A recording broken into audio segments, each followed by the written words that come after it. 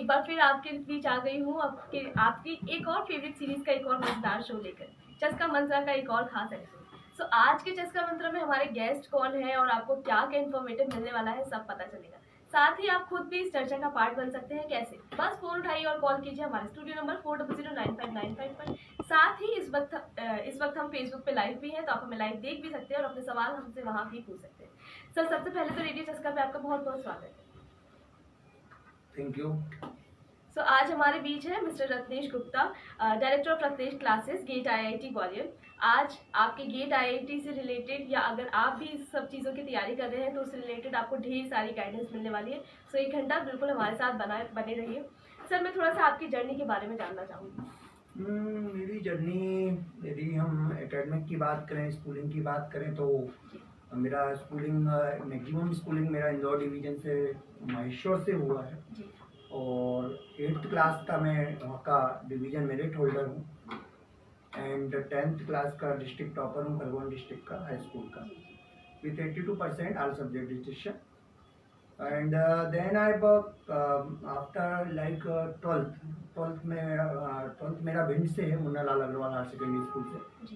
Then preparation for MPPET and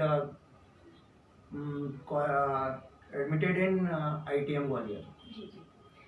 तो sir, ये Ratnesh classes का आइडिया कैसे आया आपको? रत्नेश क्लासेस का आइडिया एक्चुअली में इसकी जो शुरुआत है वो 2009 से ही गेट आईआईटी एकेडमी के रूप में स्टार्ट हो गई थी। ग्वालियर वालों जो उस समय ग्वालियर में होंगे उनको शायद थोड़ा बहुत ध्यान भी होगा कि 2009 में मैंने GATE IIT academy as a entrepreneurship start किया था। उस समय 1 ईयर हमने इसको रन किया, 11 मंथ के लगभग। उसके बाद मेरा NBS PGT कंप्यूटर साइंस में मैंने मेरा रिटर्न क्वालिफाइड हो गया था। देन इंटरव्यू मैंने फर्स्ट शिफ्ट में फर्स्ट इंटरव्यू मैंने फेस किया। फिर इसके बाद 2011 में मेरे दादाजी एक्सपायर हुए। फिर 2011 में दादाजी के एक्सपायर होने के बाद उस समय मैं गांव में रुका, तो फिर मैंने अपने दादाजी के काव्य को अपने मतलब कहते हैं ना बाय इनहेरिटेंस, तो इनहेरिटेंस होता है कि कहीं ना कहीं आपके दादाजी की प्रॉपर्टी आपके पोते के अंदर आती है। तो उस प्रॉपर्टी के हिसाब से मैंने अपनी 50 कविताएं लगभग वहाँ लिखी थी गांव में। और उसके बाद फिर 2011 की ही बात है, ऐसे ही जैसे आजकल 2024 चल रहा है, दिसंबर चल रहा है और 25 दिसंबर आ रहा है, ऐसे ही उस समय भी 25 दिसंबर 2011 को अटल बिहारी वाजपेयी का जन्मदिवस पूरे विश्व में मनाया जाता है और इसको सुशासन दिवस के रूप में मनाते हैं। तो उस समय मुझे न्यूज़पेपर के थ्रू पता चला कि कुछ जो पांडुलिपि है उनका एक प्रदर्शनी वहाँ पे हो रहा है अटल बिहारी वाजपेयी के जन्मदिन पर। तो हमने इसके लिए फिर अपना पांडुलिपि संग्रह वहाँ रखा था, तो वहाँ पे भी हमारा पांडुलिपि संग्रह मतलब रखा गया था दर्शनार्थ कवि और साहित्यकारों। इसी टाइप से जैसे 25 दिसंबर 2024 फिर आ रहा है। और आपको जानकारी के लिए बता दूं 22 दिसंबर को ही कुछ नई प्रकार के युवा कवियों के लिए शायद रचनाएं वगैरह का प्रोग्राम भी हो रहा है। ठीक है, पेपर में न्यूज़ भी आया। और फिर उसके बाद फिर मैंने अब 2012 की बात है लगभग, क्योंकि 25 दिसंबर 2011 के बाद 12 ही आ गया था। 12 में मैंने अपनी जो रचनाएं हैं वो प्रकाशक को अपने न्यूज़पेपर्स को भेजी, दैनिक भास्कर में और नई दुनिया में मेरी कविताएं प्रकाशित नहीं, सबसे पहले मेरी पत्रिका में प्रकाशित हुई थी। उस समय पत्रिका पेपर लॉन्च ही हुआ था ग्वालियर में, और ग्वालियर पत्रिका में पता नहीं कुछ 2 पृष्ठ या 4 पृष्ठ पत्रिका में साहित्य के आते थे। तो वैसे तो आपको पता ही है कि कई बार जैसे पत्रिका वगैरह में किसी भी न्यूज़पेपर में या किसी भी मैगजीन्स में आप अपनी रचनाएं भेजते हैं, उसके बाद टाइम लगता है। लेकिन मेरी रचना तो मैंने जैसे ही उनको मैं सबमिट करके आया, अगले दिन प्रकाशित हो गई थी संडे। तो पत्रिका में मेरी लगभग 5 या 6 रचनाएं उस समय प्रकाशित हुई थी। और इसके बाद फिर मेरे 2012 में मैंने मतलब एक कौशल विकास केंद्र का कंसेप्ट आया था MP में, मिनी ITI के रूप में। तो उसमें मैंने और सभी जिलों के से इस तरह से एक आवेदन पत्र आमंत्रित किए गए थे। तो उस समय चूँकि मेरी दादाजी के निधन के बाद दादी जी चाचा जी के पास थी मेरे, जो विश्राम मतलब सुजालपुर में MD पीडियाट्रिक्स बाल शिशु रोग विशेषज्ञ थे। तो उस समय फिर मैं अपनी दादी जी के कारण मैंने वो शाजापुर डिस्ट्रिक्ट शाजापुर डिस्ट्रिक्ट में पड़ता है, क्योंकि दादी जी ये सुजालपुर में थी तो दादी को एक अच्छा लगे तो इसलिए शाजापुर का फॉर्म भरा मैंने, और शाजापुर डिस्ट्रिक्ट को मैंने रिटर्न टेस्ट क्वालिफाई किया। रिटर्न टेस्ट क्वालिफाई करने के बाद में इंटरव्यू फाइनलाइज करने के बाद मेरा ज्वाइनिंग 3 जुलाई 2012 को वहाँ हुआ। उसी समय शायद वहाँ पे उज्जैन में अवंतिका पेपर निकलता था, तो अवंतिका पेपर में मैंने देखा कि उसमें भी साहित्य का प्रश्न निकलता है। तो जैसे कि मैंने बताया पत्रिका में, ऐसे ही अवंतिका में भी हुआ। मैंने अपनी रचना एक पिता और पुत्र वाली एक रचना थी जो मैंने अवंतिका को भेजी, अगले दिन ही प्रकाशित हो गई पिता और पुत्र की जो वो रचना। तो अवंतिका जो वहाँ का उज्जैन का एक लोकल न्यूज़ पेपर है, वो वहाँ फेमस पेपर, बहुत पुराना पेपर है। वो अवंतिका पेपर में मेरी पत्रिका भी प्रकाशित मतलब रचना प्रकाशित हो चुकी है। इसके बाद काव्य की अब आगे की बात करें तो उसके बाद तो फिर आगे का रचना धर्म का मतलब रचनाओं का प्रकाशन, तो क्योंकि 2012 में मेरा गुलाना में मतलब शाजापुर डिस्ट्रिक्ट में गुलाना में मैं कौशल विकास केंद्र में मैनेजर था, तो उसी समय फिर मेरा ट्रेनिंग ऑफिसर रिक्रूटमेंट 2012 जो टीओ रिक्रूटमेंट होता है अभी 24 में भी हुआ था, जिसका मैंने काफ़ी गाइडेंस वगैरह बच्चों को प्रोवाइड किया एक प्लेटफॉर्म रत्नेश क्लासेस प्लेटफॉर्म के थ्रू। ठीक है, और यूट्यूब चैनल भी है रत्नेश CS नाम से, जहाँ पे जनरल वीडियो के अलावा एजुकेशनल वीडियो भी अवेलेबल है। एजुकेशनल सा वीडियो है, सभी प्रकार के वीडियो हैं, मेरे प्रोफेशनल्स वीडियो भी हैं। जैसे दतिया में मैं इलेक्शन टीम में रहा हूँ, तो इलेक्शन में मास्टर ट्रेनर रहा हूँ गवर्नमेंट आई दतिया की तरफ से, तो उसमें मैं मेरा मतलब वहाँ पे वीडियो अवेलेबल है। वो वीडियो जैसे एक जनरल वीडियो मैं ग्वालियर हूँ, हैप्पी टीचर्स डे पे एक वीडियो अवेलेबल है, वो भी बहुत एक अच्छा वीडियो है। इससे ही मैंने टाइम पे वीडियो, और एक सबसे बड़ी बात कि जैसे मॉर्निंग वॉक मैंने नेहरू पार्क में चालू किया, तो उसी समय फिर मेरा दिमाग में ख्याल आया कि एक मॉर्निंग स्टेटस या व्हाट्सएप स्टेटस चलता है, तो व्हाट्सएप स्टेटस मेरा गुड मॉर्निंग स्टेटस के रूप में लगभग डेली ही आता है, जो एजुकेशनल मतलब जैसे अभी चूँकि मैं FM में आने वाला था, मेरा FM में शो होने वाला था टॉक शो, तो मैंने अभी कुछ दिन पहले जब इसके बारे में मैंने जो पोस्टर रिलीज किया, सेंड किया, व्हाट्सएप पे लगाया, तो इसके बारे में FM और रेडियो के बारे में ही मैंने चर्चा की कि FM रेडियो साइंटिफिक तौर पे थोड़ा सा साइंटिफिक तौर पे कैसा रहता है, वो एक जनरल बात FM रेडियो। ऐसे ही कुछ दिन पहले मैंने है ना, जैसे कैट का एग्जाम आया था तो कैट के बारे में रील्स में बनाई थी। ऐसे भी कुछ दिन पहले मैंने RRB NTPC के बारे में बताया था, और ऐसे ही कई बार जैसे टाइम पे जैसे एक बार वाल्मीकि जयंती थी, तो हमारे ऋषि वाल्मीकि कैसे बने ये बताया था। वो इस तरह से हमारा रील्स स्टेटस चलता है। और एक चीज़ और है कि ये केवल स्टूडेंट्स के लिए बेनिफिट के लिए है, और एक और लोगों के लिए भी ये होता है कि गुड मॉर्निंग स्टेटस में एक अच्छी फीलिंग आती है, एक अच्छा पॉजिटिव इन्वायरमेंट सेट होता है। ठीक है, इसके अलावा और एक चीज़ और होती है कि जो मैं व्हाट्सएप स्टेटस डालता हूँ वो फेसबुक पे भी स्टोरी में डालता हूँ, जिससे जो फेसबुक पे कनेक्ट है वो व्हाट्सएप पे नहीं हो, कंबाइन करके कोऑर्डिनेशन हो सकता है। सर, अगर हमारे ऑडियंस में से कोई अगर आपसे जुड़ना चाहे तो रत्नेश क्लासेस सिर्फ ऑनलाइन है या सिर्फ ऑफलाइन है, या अगर वो आपसे कांटेक्ट करना चाहे तो वो कैसे कर सकते हैं? इसके लिए हमने रत्नेश क्लासेस जो ऐप है, Ratnesh classes app play store पर अवेलेबल है ना, और एंड्रॉयड में। ठीक है, एप्पल फोन पे नहीं, ऐप स्टोर पे नहीं, केवल प्ले स्टोर पर है, गूगल एंड्रॉयड पे। ठीक है, और रत्नेश CS यूट्यूब चैनल है हमारा, और हमारा जो मतलब कॉन्टैक्ट नंबर है वो हमने सभी एड्स वगैरह मार्केटिंग में वही नंबर दिया हुआ है, तो उसके थ्रू आप सभी रत्नेश सर से कांटेक्ट कर सकते हैं। ऑलराइट, सो आप सुन रहे हैं आज चस्का मंत्रा का एक और खास एपिसोड, जिसमें हमारे गेस्ट हैं mister Ratnesh Gupta, director of Ratnesh classes GATE IIT। और आज बहुत कुछ इंटरेस्टिंग मिलने वाला है। सर आज हमारे एकदम फुल पैकेज हैं, चाहे वो कला का क्षेत्र हो, चाहे वो एजुकेशन का क्षेत्र हो, उन्होंने शायद ही कोई ऐसा क्षेत्र हो जहाँ अपने कदम नहीं जमाए हैं। तो बहुत कुछ मोटिवेटिंग आपको मिलने वाला है, बिल्कुल हमारे साथ जुड़िए। और कैसे जुड़ेंगे, बस फ़ोन उठाइए और कॉल कीजिए हमारे स्टूडियो नंबर 40095955 पर।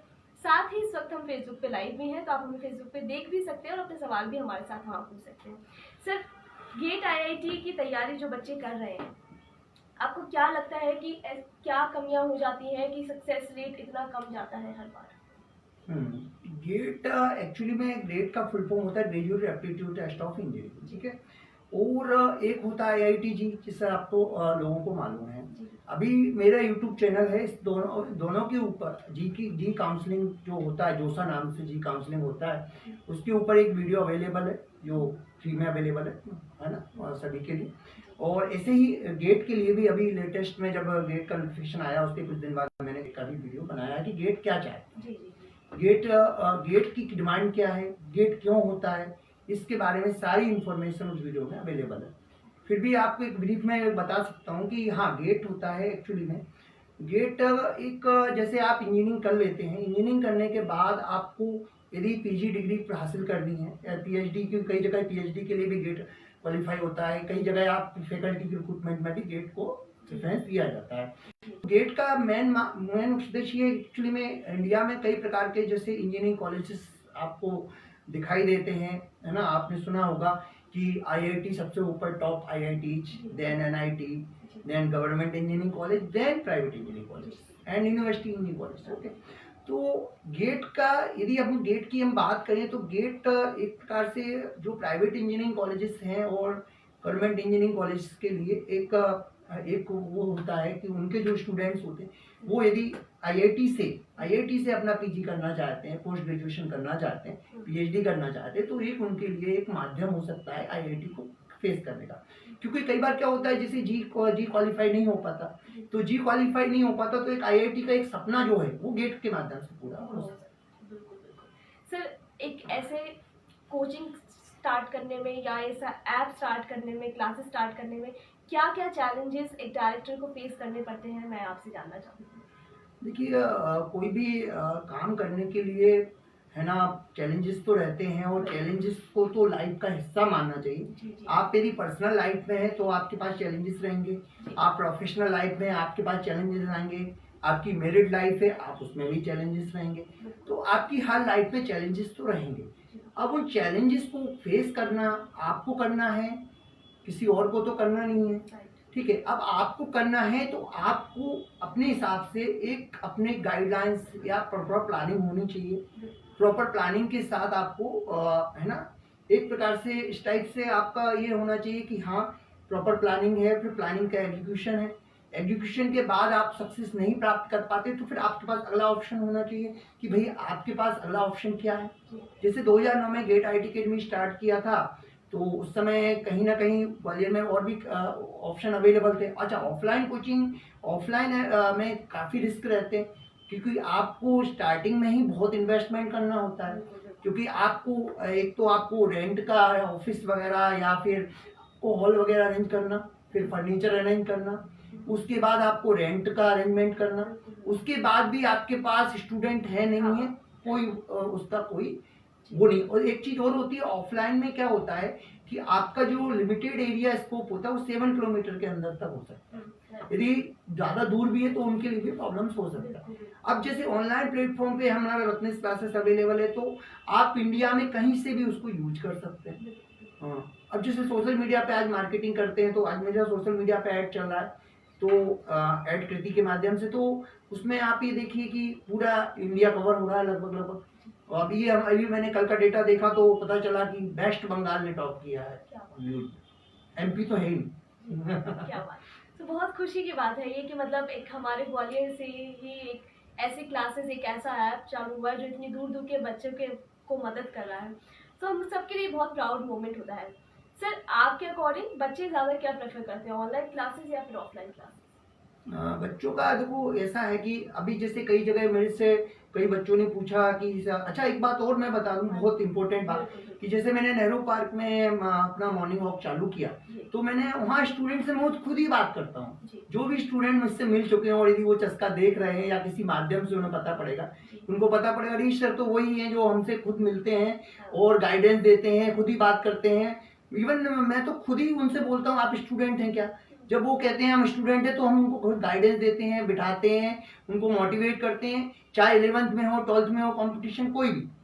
हाँ, और इवन उनको जैसे मोटिवेशनल स्पीकर की तरह जो बात की जाती है वो भी हम उनको बताते हैं और उनके लाइफ के लिए क्या सही क्या गलत या उनको क्या रिसोर्स मिल सकते हैं अपने ऐप के बारे में बताते हैं, कार्ड देते हैं। कुल मिला के कहने का मतलब ये है कि जिसे टीचर्स के रूप में स्टूडेंट से हम खुद इंटरेक्ट करते हैं। तो स्टूडेंट को तो नहीं पता ना भाई, आपको स्टूडेंट पता है हो सकता है लेकिन स्टूडेंट को आप नहीं पता हो सकता, ये मेरा मानना है। तो अब इसके बाद फिर जब मैंने उनके बाद बताया, कुछ लोगों ने डिमांड की सर आप ऑफलाइन भी चालू कीजिए, तो आगे हमारा ऑफलाइन का विचार है कि जैसे ही डिमांड बढ़ती है हम ऑफलाइन भी चालू कर देंगे। सर बहुत वाकई जैसे कि सर के थॉट्स है सर, सुबह मॉर्निंग वॉक से लेके पूरे दिन बच्चों को वो पढ़ाना, मोटिवेट करना। सर रत्नेश क्लासेस पे क्या आप खुद पढ़ाते हैं या फिर आपने फैकल्टी भी रखी हुई है? अभी रत्नेश क्लासेस में अभी जैसे मैंने टीओ ट्रेनिंग ऑफिसर रिक्रूटमेंट की मैं बात करूं, और हाँ, तो उसमें मैंने है ना मतलब मेरे खुद के रिकॉर्डेड लेक्चर्स होते हैं, वीडियोज होते हैं, लाइव क्लासेस भी हो सकती हैं। और मेरा एक चीज और होता है कि मटेरियल मैं तैयार कर लेता हूँ हार्ड कॉपी में, और वो सॉफ्ट कॉपी में मटेरियल होता है उसी का मैं वीडियो लेक्चर बनाता हूँ, जिससे कि हार्ड कॉपी में वो रिवीजन हो जाता है। या हाँ, तो ये एक हमारा फीचर्स है मैन। और एक फीचर ये भी है कि हम जो हार्ड कॉपी रहती है उसको हम नॉमिनल कुरियर चार्जेस पे कोर्स के साथ उसको एड्रेस पर हम भेजते भी हैं, कुरियर करते हैं। सर तो अभी जैसे मैं आपको बताऊं, क्वांटिटेटिव एप्टीट्यूड के लिए बुकलेट हमारे पास अवेलेबल है। हाँ, जैसे क्वांटिटेटिव एप्टीट्यूड हर चीज, हर कॉम्पिटिशन का एक मैथमेटिक्स सेक्शन होता है, उसकी बुकलेट हमारे पास अवेलेबल है। ऐसे ही मैंने 2009 में जब गेट आईटी अकेडमी स्टार्ट किया था, तो गेट के संबंध में ब्रांच वाइज कुछ मटेरियल भी तैयार कर लिया था उसी समय। और अभी भी मैंने कुछ जैसे गेट के लिए ब्रांच वाइज बुकलेट मेरे पास, उसकी BYQ की बुकलेट मेरे पास अवेलेबल है। सर टीचिंग से रिलेटेड, टीचिंग तो आप इस समय से ये सब इस फील्ड में है, ये कविता लिखने का ये चीज कहाँ से आई? कविता लिखने का ये है कि वही दादाजी हमारे सुप्रसिद्ध बाल साहित्यकार थे, वो बचपन से ही उनके मतलब कहते हैं ना कि गुरु का चेला। हाँ, तो कहीं ना कहीं अब जब गांव जाते थे, आलमपुर में गांव जाते थे, तो दादाजी के पास, और शुरू से बचपन से ही क्या है कि दादाजी के बाल साहित्यकार थे, तो उनके पास हमें पत्रिकाएं खूब पढ़ने को मिलती थी, और हमें पढ़ने का शौक बचपन से ही था। जब हम 2nd क्लास में थे तो हमने सामान्य ज्ञान प्रतियोगिता, एक्चुअली में ये मंगला शिशु मंदिर डबरा में हम 2nd क्लास में एक्चुअली में आलमपुर से एडमिशन पहली बार, और उसमें 2nd क्लास में हुआ था। ठीक है, तो उस समय 2nd क्लास के बाद शायद 3rd क्लास के बाद या 2nd क्लास के बाद एक उन्होंने इस टाइप का एक वो रखा था, टेस्ट वगैरह, स्कॉलरशिप टेस्ट वगैरह, कि जिसमें सामान्य ज्ञान प्रतियोगिता कह सकते हैं। ठीक है, तो वो सभी के लिए थी, वो कुल मिलाकर उनके लिए थी जो 1st 2nd 3rd आए क्लास में, इस टाइप से था कुछ, है ना। तो सामान्य ज्ञान प्रतियोगिता में मुख्यमंत्री का नाम पूछा गया था कि उस समय मुख्यमंत्री का नाम क्या है, और हम 2nd क्लास में हमने मुख्यमंत्री का नाम लिख दिया था, उस समय अरजू सिंह मुख्यमंत्री थे। तो वो वहीं से वो नींव चढ़ दी गई नहीं। हाँ, और फिर दादाजी, फिर क्या हुआ कि जब दादाजी थे तो एक आध कविता मैंने उनको सुनाई भी थी। जैसे मैंने कविता सुनाई थी दादाजी को उस समय, और ये हाँ, अब वे अपने आदर्शों की इतिश्री करते हैं, अपने मेधावी पुत्र बेटे में भ्रष्ट अफसर की छवि देखते। तो आज उसके बाद फिर मैंने मतलब रचनाएं लिखी थी, और उसके बाद अभी जो दीपा उत्सव अंक निकला है बुक्स क्लिनिक पब्लिशिंग हाउस से, उसमें मेरी 5 पृष्ठों पर 8 कविताएं और वाटर फोटोग्राफ प्रकाशित हुआ 20 अक्टूबर। वो अमेजन फ्लिपकार्ट पे बुक अवेलेबल है, तो आप बिल्कुल परचेज कर सकते हैं। फिर उस बुक्स को जरूर पढ़िए और फिर अपने रिव्यूज भी हमारे साथ जरूर शेयर कीजिए। सर आपकी कोई कविता की 2 पंक्ति आज हमारी ऑडियंस की अगर आप बता दें। युवा संदेश लिखी है मैंने, वैसे तो और भी कविताएं, कई कविताएं हैं। युवा संदेश लिखी है, शायद युवाओं को पसंद आएगी। बिल्कुल आएगी सर।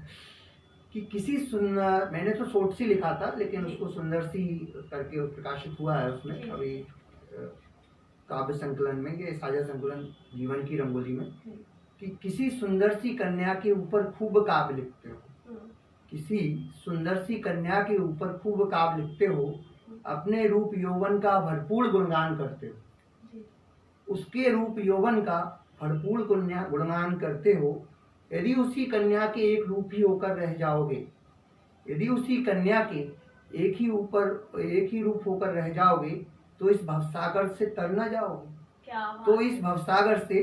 न जाओगे, क्यों फिर अपने मन को औरों पर भटकाए फिरते हो, बहुत ही अच्छी। और एक रचना 4 लाइन की जो प्रकाशित हो चुकी है। जी बिल्कुल। 4 लाइनें हैं, शीर्षक है बाल भगवान, कि माता पिता बच्चों को बनाते हैं भगवान, कितना मुश्किल है फिर जीना मन करे। क्या बात है, क्या बात है। सो ये बुक्स एक बार मैं फिर चाहूँगी कि आप हमारी ऑडियंस को बता दें कि वो कहाँ कहाँ से ये बुक परचेज कर सकते हैं। ये अमेजन फ्लिपकार्ट पे बुक अवेलेबल है, नन्हे सैनिक हम और जीवन की रंगोली। और मुझसे भी कांटेक्ट कर सकते हैं, आपको बुक्स नॉमिनल प्राइस में अवेलेबल कर देगा। और सर का व्हाट्सएप नंबर भी है जो मैं डिस्क्रिप्शन बॉक्स में एक बार मेंशन कर दूंगी, तो अगर आप चाहें तो सर से डायरेक्ट भी कांटेक्ट कर सकते हैं। सर गेट आईआईटी की जब बच्चे तैयारी कर रहे होते हैं तो वो जब कोचिंग ढूंढ रहे होते हैं तो वो बहुत कंफ्यूज होते हैं कि हमें क्या चुनना चाहिए क्या नहीं, ऑफलाइन ऑनलाइन, या कौन से बेटर है कौन से नहीं, क्योंकि बहुत से आजकल मिसलीडिंग एडवर्टीजमेंट भी होते हैं। सो ऐसे में एक बच्चे को किन किन चीज़ों का ध्यान रख के अपनी कोचिंग या अपनी क्लासेस सेलेक्ट करनी चाहिए? किसी भी की कोचिंग क्लास या गाइडेंस के लिए आप यदि सिलेक्ट करते हैं तो मेन पॉइंट ये होना चाहिए कि उस गाइडेंस को, वो जो गेट एक्चुअली में मैंने आपको मेरा जो वीडियो अवेलेबल है गेट के लिए, उसमें गेट की जो एक्चुअली में लोग गेट का वो ही नहीं पढ़ते, ब्राउशर ही नहीं पढ़ते, ना ब्राउशर समझते हैं। यदि वो गेट का ब्राउशर पढ़ लें, आईआईटी जी का ब्राउशर पढ़ लें, तो वो क्लियर बता रहा है कि वो क्या चाहते हैं।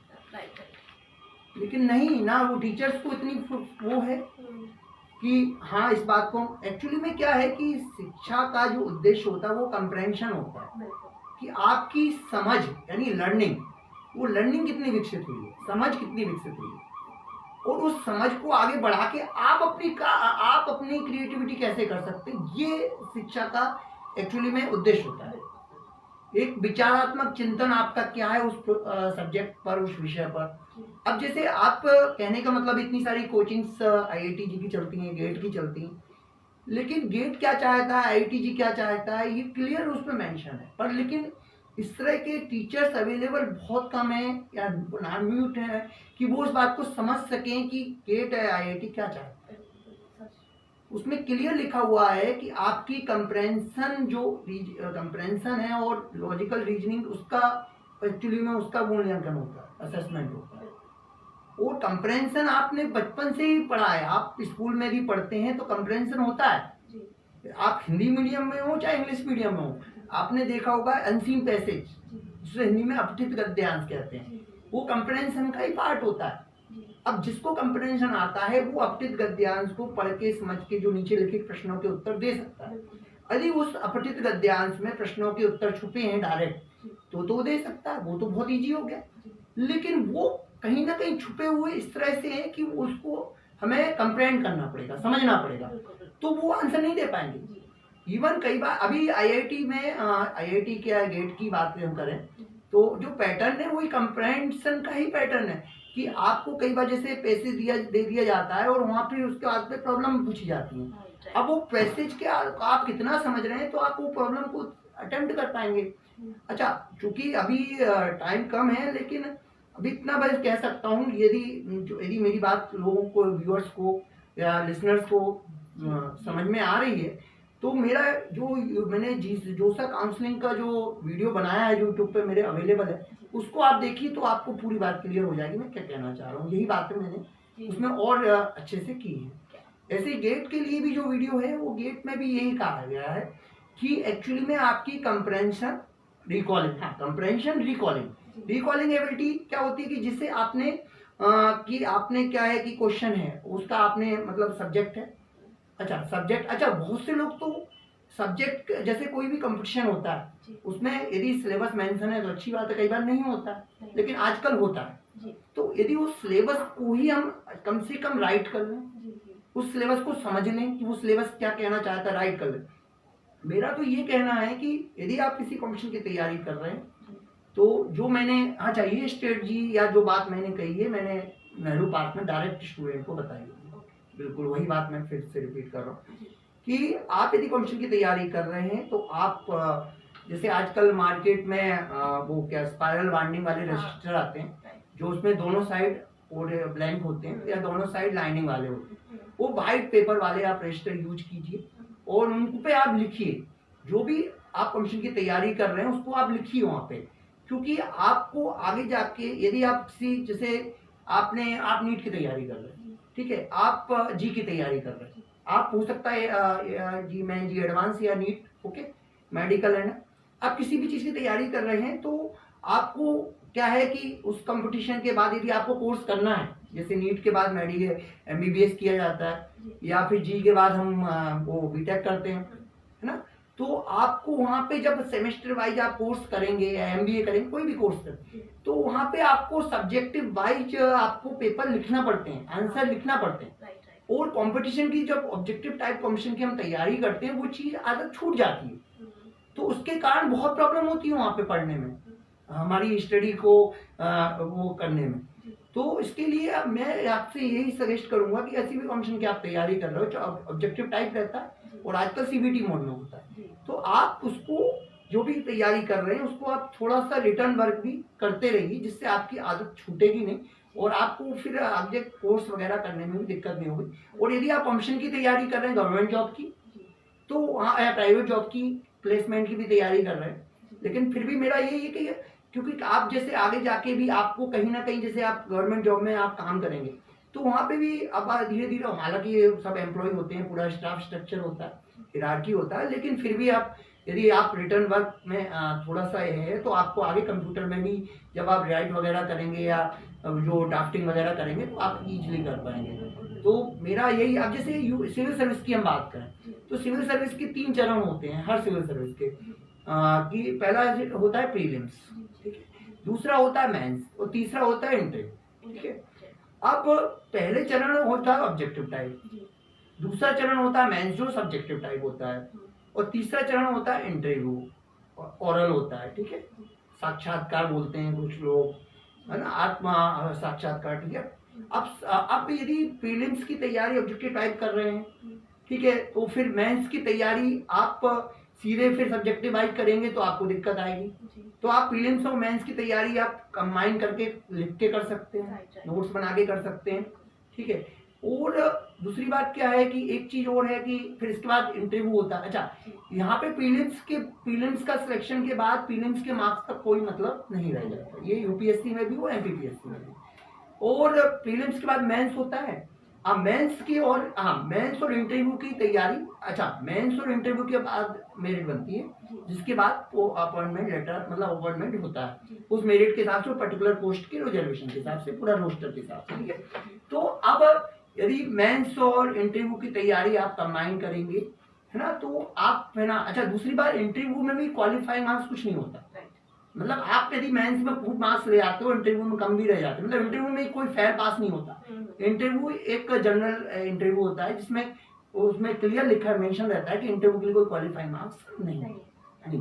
यदि आप मेंस में अच्छा स्कोर कर लेते हैं और इंटरव्यू में कम स्कोर कर लेते हैं तो आपकी कंबाइंड मेरिट से आपका वो मेरिट मतलब मेरिट मेंस का मार्क्स और इंटरव्यू का मार्क्स से आपकी कंबाइंड मेरिट बनेगी, जिससे आपका आगे जो भी है उस मेरिट के हिसाब से पोस्ट का निर्धारण होगा, ठीक है। अब जैसे कि ऐसी एमपीपीएससी भी यही है ना।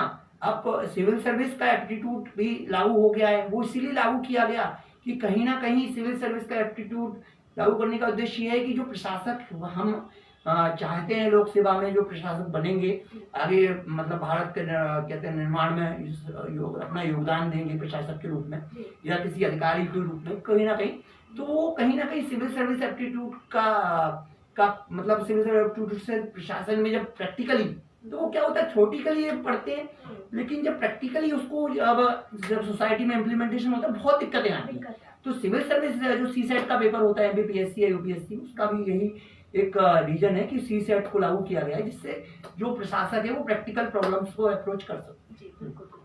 सर ऑफलाइन बच्चे जो रहते हैं और ऑनलाइन बच्चे, उन लोगों में एक ये चीज़ ज़्यादा रहती है, ऑफलाइन वालों का ये रहता है कि हम बाहर जाएंगे, दोस्तों से मिलेंगे तो थोड़ा हमें बाहर की एनर्जी मिलेगी, हमारा मूड फ्रेश होगा। ऑनलाइन वाले बच्चों का ये ज़्यादा टेंशन रहती है कि घर में ना बंद के रह जाएं और अगर कुछ नहीं हुआ तो ज़्यादा डिमोटिवेट हो जाएंगे, बिल्कुल हाउस अरेस्ट वाली फीलिंग आ जाएगी। ऐसे में आप बच्चों को क्या मैसेज देना चाहेंगे? इसमें मैं ये कहना चाहूँगा कि देखो लाइफ आपकी, आपको डिसाइड करना, आप ऑनलाइन करना चाहते हैं ऑफलाइन करना चाहते हैं, मेन ये होता है कि आपके पास जो रिसोर्स अवेलेबल है। कहने का मतलब है कि हर व्यक्ति ग्वालियर में तो नहीं है, कोई बिहार में भी छोटे से गांव में, कोई व्यक्ति और छोटी छोटी सी जगह पे अच्छा एक चीज और है ना, आप ये देखिए कि ऑनलाइन ऑफलाइन जो कोचिंग चलती है उसमें वर्किंग प्रोफेशनल्स कितने कम आ पाते हैं, क्यों? अच्छा, और चक्कर क्या है, उनको जॉब के लिए टाइम देना पड़ रहा है ठीक है। उसके बाद साथ प्रोफेशनल मतलब तैयारी करना आसान नहीं है। इवन आपने कई आईएएस के इंटरव्यू देखे होंगे जो हर साल निकलते हैं, जिसमें वो पहले किसी गवर्नमेंट प्राइवेट जॉब में रहते हैं आईटी सेक्टर में, और बाद में पता चलता है वो जॉब छोड़ते हैं और फिर रिस्क रहता है और यूपीएससी फिर क्वालिफाई करते हैं। और हाँ, यूपीएससी में भी जो 4 अटेम्प्ट या 5-6 अटेम्प्ट जो मिलते हैं उनको यूज करते हैं। उसमें भी ये रिस्क रहता है कि यदि वो अटेम्प्ट में वो आईपीएस बन गए तो अगले अटेम्प्ट में आईएएस नहीं बने फिर क्या होगा। इतनी सारी रिस्क रहती है और रिस्क हर जगह रहती है। आप यदि लाइफ में कोई भी काम करेंगे रिस्क हर जगह है। आप सड़क पे चल रहे हैं रिस्क है, तो क्या सड़क पे चलना छोड़ देंगे? सर बच्चे एक आध अटेम्प्ट दे के बहुत, अगर उनका नहीं हो पाता तो बहुत निराश हो जाते हैं, हताश हो जाते हैं। और आजकल तो डेटा भी है कि ये जो टीन एज वाली एज है, ये जो अर्ली 20s वाली एज है, ये सबसे ज्यादा एंजाइटी और डिप्रेशन का शिकार है। तो ऐसे में आप इतने समय से एक एजुकेटर भी रहे हैं, मैं चाहूंगी कि आप बच्चों को कुछ ऐसे मैसेज दें कि वो इन सब चीजों से थोड़ा बाहर निकल पाए। इसके लिए मैं ये कहना चाहूंगा कि देखो क्या होता है कि आप जिस लाइफ से गुजर रहे हैं, टीनेजर हैं आप युवा हैं, आप ग्रेजुएट हो चुके हैं, आज आप अनएम्प्लॉयड हैं, ठीक है। तो जिस एज से आप गुजर चुके हैं उस एज से मैं भी गुजर चुका हूँ और हर कोई गुजरा है। आज जो यूपी आईएएस ऑफिसर्स हैं वो भी गुजर चुके हैं। आप डार्क हॉर्स देख लीजिए निलोत्पल मनाल की, या 12th फेल देख लीजिए हमारे श्री मनोज शर्मा जी आईपीएस की 12th फेल, इस पर मूवी बन चुकी। उसमें उनकी उठा के आप बुक उठा के देख लीजिए किस फेज से गुजरे हैं वो। तो ये फेज तो गुजरना, ये फेज बहुत कुछ देखो क्या होता है कि बहुत से लोगों को तो ये लगता है, जैसे मैं अभी गवर्नमेंट जॉब में, ठीक है, अब बहुत से लोगों को तो ये लगता है कि ठीक है गवर्नमेंट जॉब लग गई लाइफ सेट हो गई। नहीं, लाइफ फिर भी चलनी है, क्योंकि आप गवर्नमेंट जॉब की अभी आपको नहीं पता है उस गवर्नमेंट जॉब की क्या प्रोज कौन से हैं। जब आप उस गवर्नमेंट जॉब में जाएंगे तब आपको पता लगेगा। यदि सैलरी कम है तो आपको घर चलाने में मुश्किल हो सकती है। आप यदि करप्शन करते हैं तो भी प्रॉब्लम है, क्योंकि आपके ऊपर कभी ना कभी एक तो मेंटली प्रेशर रहेगा, आपको मॉरली प्रेशर रहेगा और कानून का प्रेशर रहेगा, ठीक है। और दोनों बातें हैं। तो मेरा तो ये कहना है कि देखो क्या होता है कि सब लोग इस फेज से गुजरते हैं और ये लाइफ का फेज रहता है। इन्हीं सब फेज को गुजरने के बाद आगे जैसे सब ऑफिसर्स भी बनते हैं, ठीक है। तो यही है कि आप कम से हाँ एक बात और मैं कहना चाहूंगा कि रियलिटी को आप फेस करें। हाँ, मैंने अभी एक बनाया था, क्या बनाया था, अमिताभ बच्चन का केस डिस्कस किया था रील में। अमिताभ बच्चन जो मैंने शाहरुख खान जी का वो एक फेसबुक से मैंने शेयर किया। उसके बाद आगे मैंने अमिताभ बच्चन जी का अपने एवी सर का केस डिस्कस किया। एवी सर के नाम से विख्यात हैं करोड़पति में, तो मैं एवी क्या पहले से बिग बी कहते थे, अब एवी कहते हैं, ठीक है। तो उसमें यही मैंने बात कही, एक्चुअली में मैंने यही बात कही कि उनकी 7 हिंदुस्तानी पिक्चर पहली पिक्चर थी, उसके बाद उनकी पिक्चरें बहुत फ्लॉप हुई। फिर जंजीर मूवी आई, जब फिर उनका कैरियर अप हुआ, थोड़ा सा उनको लगा।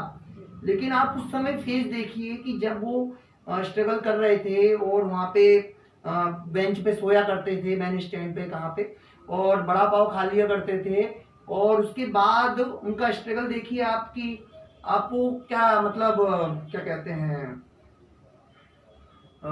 मतलब हाइट भी उनकी ज्यादा थी, 6 फीट से ऊपर। उस समय इंडस्ट्री में कोई नहीं था, लुक भी एवरेज था, ठीक है। अब वो हरिवंश राय बच्चन साहित्यकार के लड़के थे, तो उनके संस्कार उनके पास मिले थे, ठीक है। अब वो सक्सेस कैसे हुई, तो उनका मतलब ये था कि हमें एक काम करना, मेहनत से काम करना और स्ट्रगल से करना।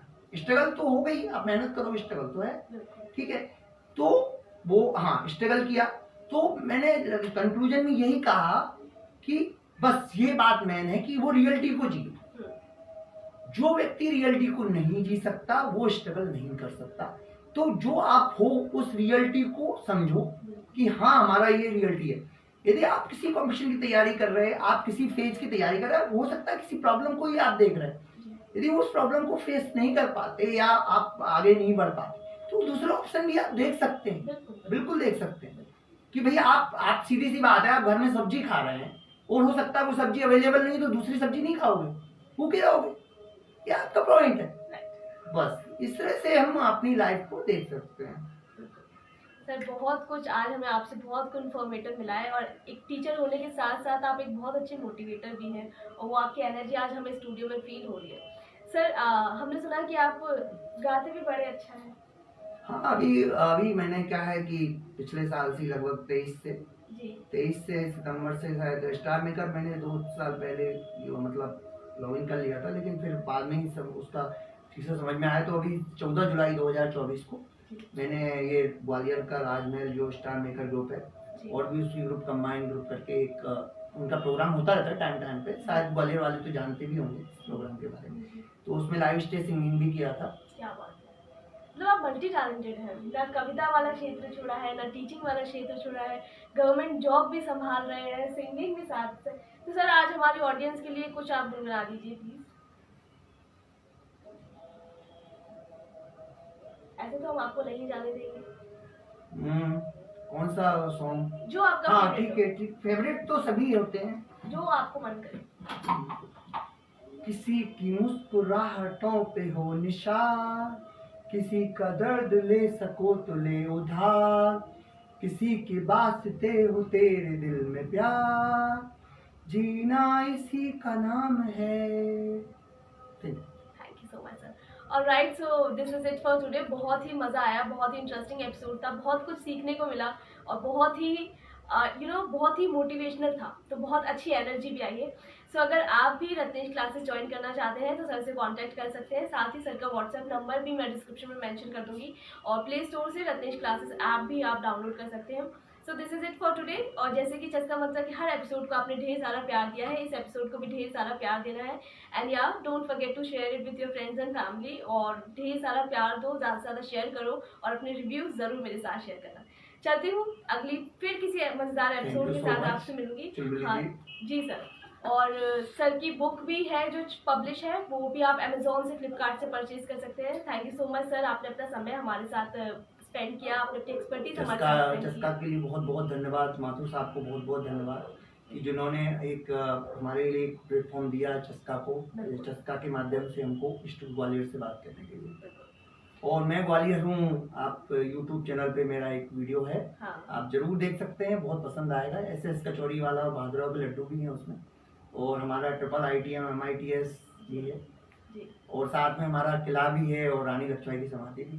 बिल्कुल। तो सर आप सर का YouTube चैनल भी विजिट कर सकते हैं, और ऐप स्टोर पे उनका ऐप भी है। सब जगह सर हर फील्ड में सर ने अपने पैर जमा रखे हैं।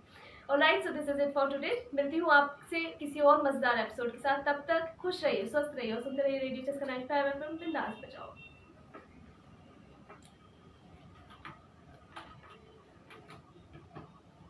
हाँ जी सर, आप मुझे अपनी बुक दे दीजिए। अच्छा अच्छा, ग्वालियर को नहीं बताना? नहीं बताना है, लाइव है अभी, लाइव चल रहा है।